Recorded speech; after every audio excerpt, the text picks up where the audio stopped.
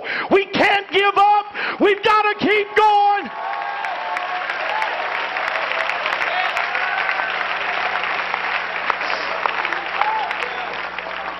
The Holy Ghost smote my heart. I went to get a haircut. My barber in St. Louis, it's very rare that I can get a haircut at the same place twice. I know I need one now. Don't look too close. But when I get a chance to go to my barber in St. Louis, it's a treat. I've had my hair cut in some of the most horrible places you can imagine on earth. Brother Kelly and Sister Kelly, I went and got one in Scotland when I was there. And the guy got to talking about Margaret Thatcher, and I thought he liked her, and found out he hated her guts. But the more I talked about her, the more he cut.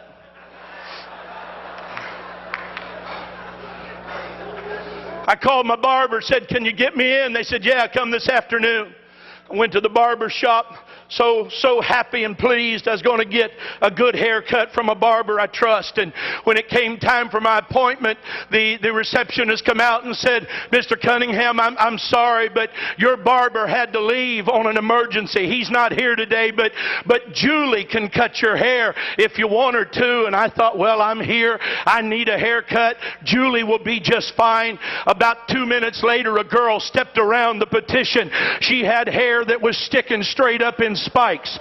Some of it was purple, some of it was blue, some of it was yellow, some of it was orange. That girl must have had 100 piercings in her face, all around her ears, her lips, her nose. I mean, in the sides of her eyes, she was all pierced up. And under the piercing was all kind of painting. She had on polka dot pants and a plaid shirt. She had on 2 different color socks, and her shoes didn't match.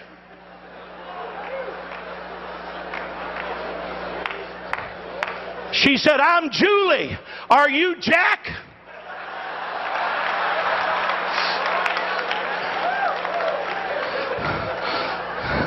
If it wasn't for wanting to please God, I'd have said, "No, ma'am. Jack said tell you he had to leave."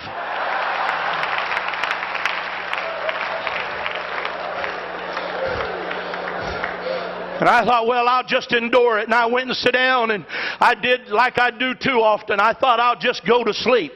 I'll just sit down here and close my eyes and rest while this girl cuts my hair, and I hope she hurries up.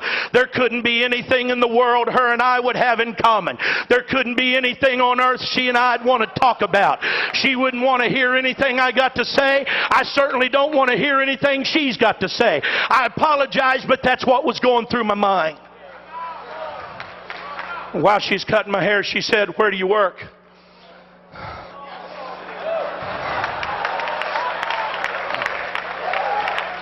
So, well, I work over here at the World Evangelism Center. Go to the end of I-70 and right where it butts into 270, that big building right there. And she said, "Oh yeah, I was there the other day." I said, "You were at World Evangelism Center the other day?" She said, "Yeah, you have a bookstore in there, don't you?" I said, "Yes, ma'am."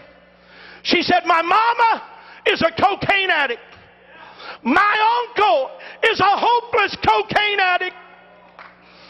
And she said, "Somebody gave my mama one of those videos on Left Behind." And she said, "We all sat down in the living room and watched it." And she said, "I don't know nothing about God, and I don't know nothing about the church, and I don't know nothing about the Bible." But she said, "When I was finished watching it, I knew I didn't want to go to hell."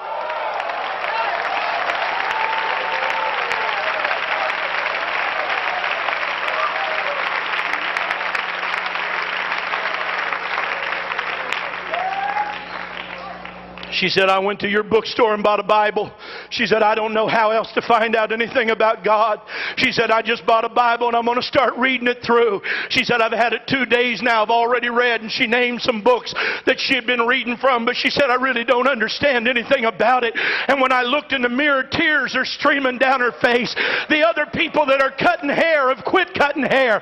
And now they're listening to her talk, and some of them got tears in their eyes. And when I got up out of that chair, I said, "Julie, I want to apologize to you for not telling you about Jesus." I said, "But if you'll stay here, I'm going to go to my office and get a Bible study. And me and you's going to sit out there on that park bench, and I'm going to give you a Bible study and help you know about Jesus."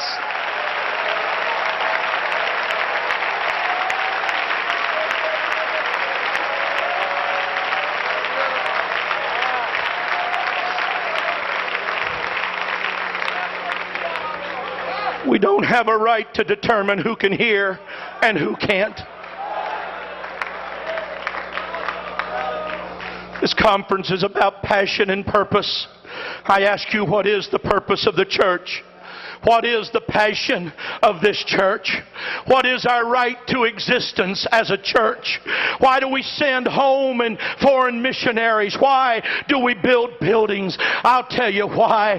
It's to evangelize a lost and dying world that's on its way to a devil's hell. And that is our only right to existence. It is our passion and it is our purpose.